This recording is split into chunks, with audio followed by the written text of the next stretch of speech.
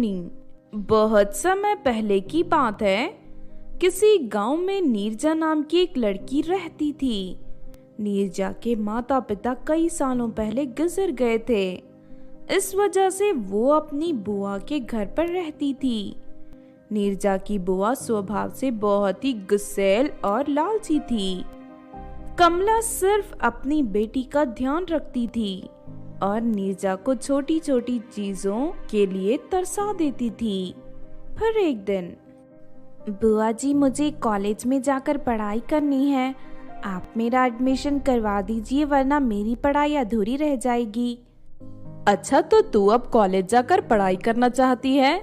तेरे नखरे तो बड़े बड़े हैं। अब ये भी बता देना कि तेरी कॉलेज की फीस भरने के लिए पैसे मैं कौन से पेड़ से तोड़ कर लाऊं? बुआ जी आप ऐसी बातें क्यों कर रही हो?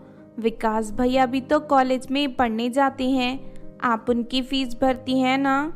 उसी तरह मेरी भी फीस भर दीजिए। देख लेना, जब मेरी पढ़ाई पूरी हो जाएगी और मैं अच्छे से नौकरी करने लगूंगी तब मैं आपके सारे पैसे चुका दूंगी। अपनी बकवास बंद कर, बहुत देर से तेरी चपड़ चपड़ सुन रही हूँ। चुपचाप घर के काम कर और रूखी सूखी जो मिलती है उसे खाकर अपना गुजारा कर। समझ गई ना, बढ़िया कॉलेज पढ़ने वाली, चल जा यहाँ से। इस तरह नीरजा को भला बुरा कहकर कमला वहां से चली जाती है। दूसरी तरफ कमला का बेटा विकास भी अपनी माँ की तरह लालची और मक्कार था। फिर एक दिन, अरे नीरजा, जरा इस फॉर्म पर दस्तखत कर दे। ये क्या है भैया, ये कैसा फॉर्म है? ये एक इंश्योरेंस का फॉर्म है। एक बहुत अच्छी सरकारी योजना आई है। चल तू जल्दी से इस फॉर्म को भर दे। 1 साल के बाद तुझे 20 लाख रुपए मिलेंगे। अरे वाह, तब तो मैं उन पैसों से अपनी कॉलेज की पढ़ाई पूरी कर सकती हूँ। नीरजा खुश होकर फॉर्म पर अपने दस्तखत कर देती है, लेकिन उसके जाते ही कमला विकास को डांटने लगती है। क्यों विकास, अचानक तुझे इतनी ज्यादा हमदर्दी क्यों हो गई? नीरजा का इंश्योरेंस करवाकर पैसे बर्बाद करने की क्या जरूरत थी? तेरी अक्ल घास चरने गई है क्या? अरे माँ, मैं तुम्हारा बेटा हूँ, इसीलिए मैं कभी कोई बेवकूफी कर ही नहीं सकता। मैं तो तुम्हारी तरह चालाक और बेईमान हूँ। मैंने जानबूझकर नीरजा का इंश्योरेंस करवाया है।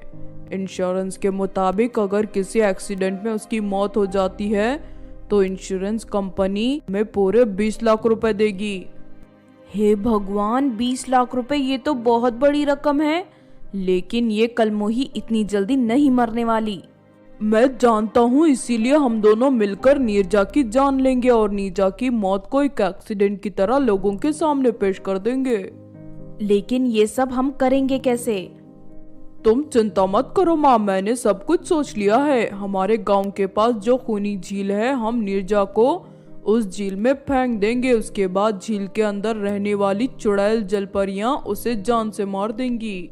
अरे वाह, उसके बाद हम लोगों से कह देंगे कि नीरजा मछली पकड़ते हुए झील में गिर गई। उसके बाद कोई हम पर शक नहीं करेगा। इस तरह दोनों माँ बेटी पैसों के लालच में आकर नीरजा को जान से मारने का फैसला कर लेते हैं। फिर रात होते ही वो दोनों नीरजा के हाथ पैर बांधकर जबरदस्ती उसे खूनी झील के पास ले जाते हैं। नीरजा उनके सामने बहुत गिड़गिड़ाती है, लेकिन वो दोनों उसकी एक नहीं सुनते और उसे उठाकर खूनी झील में फेंक देते हैं। कल सुबह इसकी लाश झील के ऊपर तैरती हुई दिखाई देगी। लाश देखकर हम इंश्योरेंस वालों से पैसे ले लेंगे। इतना कहकर दोनों वहां से चले जाते हैं। लेकिन दूसरी तरफ झील के अंदर रहने वाली तीनों जलपरियां नीरजा को बचाकर पानी के अंदर बने अपने घर ले जाती हैं। लेकिन नीरजा उन तीनों की डरावनी शक्ल देखकर घबरा जाती है। बेटी, हमसे घबराने की जरूरत नहीं है। हम तीनों तुम्हें कुछ नहीं करेंगी, तुम्हें नुकसान नहीं पहुंचाएंगी। ये सुनकर नीरजा राहत की सांस लेती है। बेटी, ये सब तुम्हारे साथ किसने किया? कौन तुम्हें जान से मारना चाहता है? मेरे माता पिता सालों पहले गुजर गए थे, इसीलिए मजबूरी में मैं अपनी बुआ के घर रहती थी। लेकिन मेरी बुआ और उनका बेटा दोनों बहुत ही लालची और मतलबी हैं। इंश्योरेंस के पैसों के लालच में वो मुझे जान से मारना चाहते हैं। अच्छा तो ये बात है, तुम्हें घबराने की जरूरत नहीं है बेटी। आज से तुम हम तीनों को अपनी माँ समझो। हम तीनों अपनी बेटी की तरह तुम्हारी परवरिश करेंगे, लेकिन सबसे पहले तुम्हारी बुआ और उसके मक्कार बेटे को सबक सिखाना होगा। उसके बाद पहली चुड़ैल जलपरी नीरजा को एक भूतिया नकाब देती है। फिर दूसरी चुड़ैल जलपरी अपनी जादुई झाड़ू नीरजा को देती है। अब तुम इस भयानक नकाब को अपने चेहरे पर लगा लो। इसे लगाते ही तुम चुड़ैल के रूप में बदल जाओगी। उसके बाद इस झाड़ू में उड़ते हुए अपनी गांव जाकर उन दोनों को सबक सिखाओ। ये सुनते ही नीरजा फौरन उस भूतिया नकाब को अपने चेहरे पर लगा लेती है और जादुई झाड़ू पर बैठकर हवा में उड़ते हुए अपनी बुआ के घर पहुंच जाती है। नीरजा का डरावना रूप देखकर उसकी बुआ और विकास घबरा जाते हैं। तुम दोनों ने पैसों के लालच में आकर मेरी जान ले ली। अब मैं तुम दोनों को नहीं छोड़ूंगी। नहीं नहीं बेटी, हमें माफ कर दो, हमसे गलती हो गई। हाँ नीरजा बहन, हमें कुछ मत करना। मैं तुम दोनों के झूठे आंसू देखकर नहीं पिघलने वाली। तुम जैसे धोखेबाजों को मरना ही होगा। तभी जादुई झाड़ू से दो बड़ी रस्सियां निकलकर कमला और विकास के पैरों को जकड़ लेती हैं। उसके बाद नीरजा उन दोनों को हवा में उड़ाकर दूर एक खतरनाक नदी में फेंक देती है। उस नदी में मौजूद मगरमच्छ उन दोनों को मार कर खा जाते हैं। इस तरह उन दोनों को उनके किए की सजा मिल जाती है।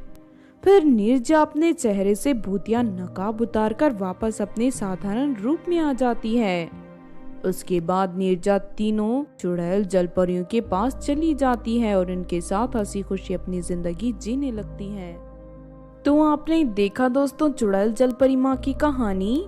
इस कहानी से हमें ये सीख मिलती है कि धोखेबाज और लालची लोगों को एक ना एक दिन उनके किए की सजा जरूर मिलती है। इसीलिए हमें कभी भी लालच में आकर किसी मासूम पर अत्याचार नहीं करना चाहिए। अगर ये कहानी आपको अच्छी लगी हो तो ज़रूर लाइक करें और हमारे चैनल छोटू टीवी को सब्सक्राइब भी कर लें। और हाँ दोस्तों, हमें कमेंट करके ज़रूर बताना कि आपको कहानी कैसी लगी।